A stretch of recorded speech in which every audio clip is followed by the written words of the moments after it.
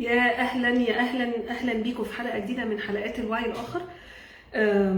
نملى هوا شويه على بال ما الناس تيجي. اعملوا لايك وشير لو الكونتنت عجبكم، وابعتوا لي سؤال لو عندكم، عشان برضو اللايف ده انسبايرد باي سؤال جه من انجي طلبت ان انا اقول اسمها، فهو انسبايرد من سؤال جه من انجي بتسال وانا اضمن منين ان الشخص اللي انا عرفته اونلاين ده ما يكونش بيعرف حد غيري او بيكلم حد غيري، واضمن منين she goes further يعني اضمن منين ان بعد ما نتجوز يكون لويال ليا وما يعرفش حد غيري. سؤال عظيم بجد والله، سؤال عظيم قوي قوي. ليه بقى سؤال عظيم؟ لان احنا للاسف معظمنا عايز يمشي بالكتالوج، عايز يمشي بالصح والغلط. ما نسمحش لنفسنا بفرصه اسمها ترايل اند ايرور، وهي اكشولي معظمنا بيتعلم حقيقه بالطريقه دي.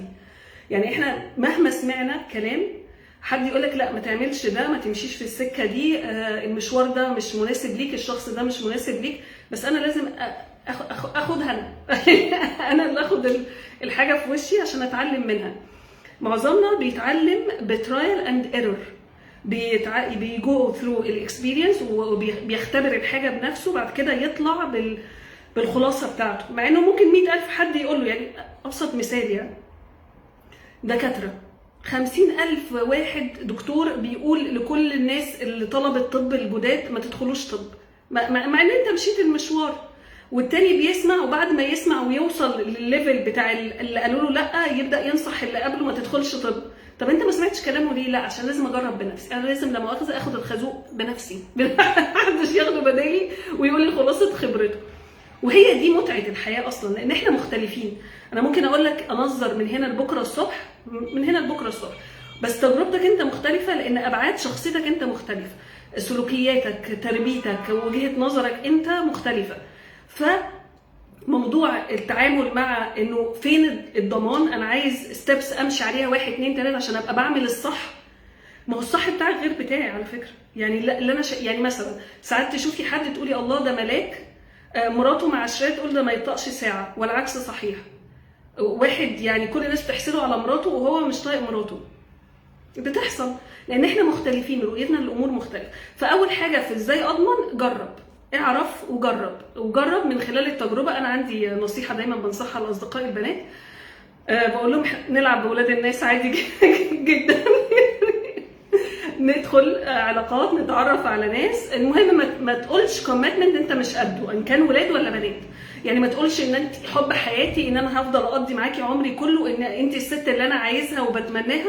يعني ما تطلعش من لسانك عهد انت مش قد اللي انت تعمله. بس غير كده خلينا نهوبس في الجراي زون عشان اعرف نفسي، عشان اعرف انا عايزه ايه. احنا ما بنعرفش احنا عايزين ايه غير بالتجربه. من هنا لبعد بكره هقول انا عايزه وعايزه وعايزه. اضمن ازاي بقى ان اللي انا البني ادم اللي هكلمه ده، البني ادم اللي هتجوزه، البني ادم اللي هعيش معاه، هو البني ادم اللي هيفضل معايا طول العمر؟ هو في بس نرجع خطوه لورا. موضوع الضمان، هما ليه بيعملوا ضمان على حاجه؟ يعني مثلا بشتري ثلاجه، تلفزيون، غساله، وبيدوني عليها ضمان ليه؟ عشان بيقولوا لي ان هي قابله للعطب. يعني الضمان ده ان هي لو باظت احنا وي كان فيكس ات، هنحاول نصلحها.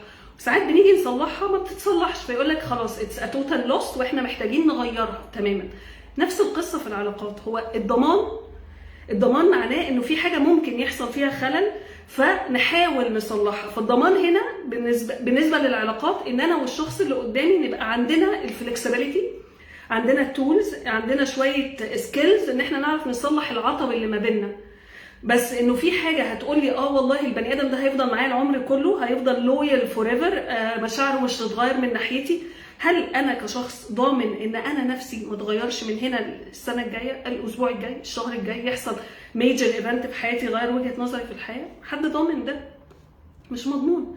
احنا محتاجين نتعامل شويه مع موضوع الانسرتينتي، عدم اليقين، انه في حاجات ما فيهاش يقين في الدنيا. انا محتاجه اتعامل مع عدم اليقين واتقبل عدم اليقين، ان انا داخله العلاقه دي وانا مش متاكده. بس انا دلوقتي المعطيات اللي عندي دلوقتي اللي على اساسها باخد القرار دلوقتي بتقولي جو اهيد، برافو عليكي، استمري، علاقه زي الفل، وخلاص انا عايشه دلوقتي. لما يظهر حاجه يعني تغير المعطيات دلوقتي ابقى اقول لا والله الوضع اختلف، احاول اصلحها، ما تصلحتش خلاص هخرج من العلاقه دي، وهكذا. الموضوع ده بيفكرني بحاجه لذيذه قوي والله، موضوع ان احنا بناخد قرارات بناء على معطياتنا دلوقتي.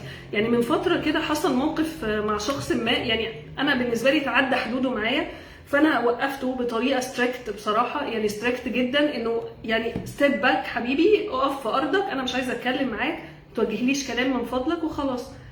خدت قرار بناء على المعطيات اللي كانت عندي دلوقتي، بناء على تفكيري، على مشاعري، على كل حاجه طالعه دلوقتي. وليتر اون لقيت ان الفعل اللي انا عملته ده كلفني شويه عواقب للامر، انه في ناس مثلا بحبهم قطعوني، قرروا ما يكلمونيش وات ايفر.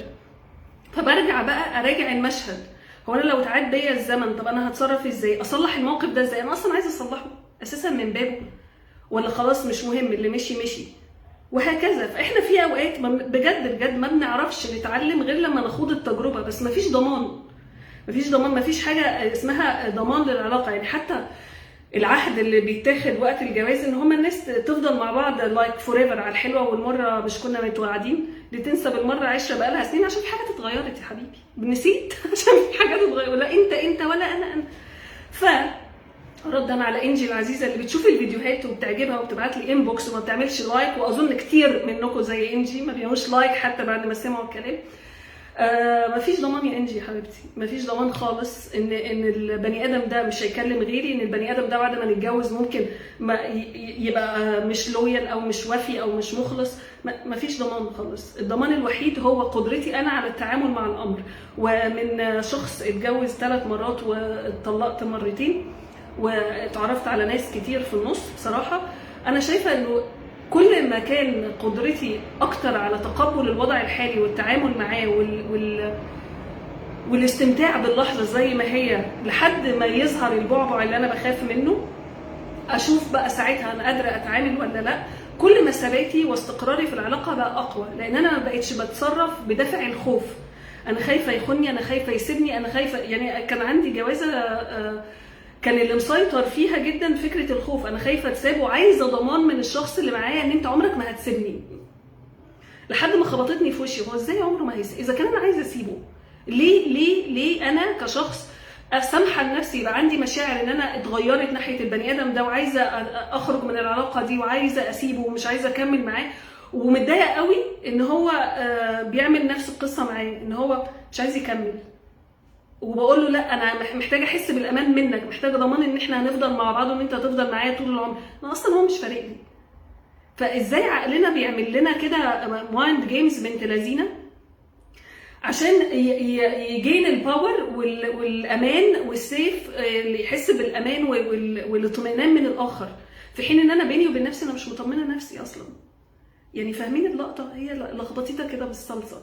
بس باي اول مينز انا مش محتاجه حد، لانه لو الخوف جاي من جوايا ان انا اتساب، انه هتخان، ان هيتغدر بيا، انه العلاقه مش هتستمر، انه هيعرف واحده عليا، لو الخوف من جوايا ده حاصل، محتاجه اقعد برضو وريفلكت انسايد هو ايه اللي محتاج يطمن جوايا مني لنفسي، من النفسي فعلا. لانه لو بجد بشوفها كتير في السيشنز بتاعت الماريج كونسلنج، يبقى الراجل فله شمعه منوره ماشي ستريت فورورد، ماشي على العجين ما يلخبطوش يعني، ومراته طول الوقت شاكه فيه. طب ايه اللي يضمن لك؟ لدرجه ان هي بتعمل له تراكر على الموبايل يعني، وكل ما هو يحاول يطمنها كل ما خوفها يزيد، لان الخوف من جوه احساس بقى I am not enough، انا محتاجه ضمانات من بره. كل ما الضمانات من بره تزيد كل ما الخوف من جوه يزيد اكتر.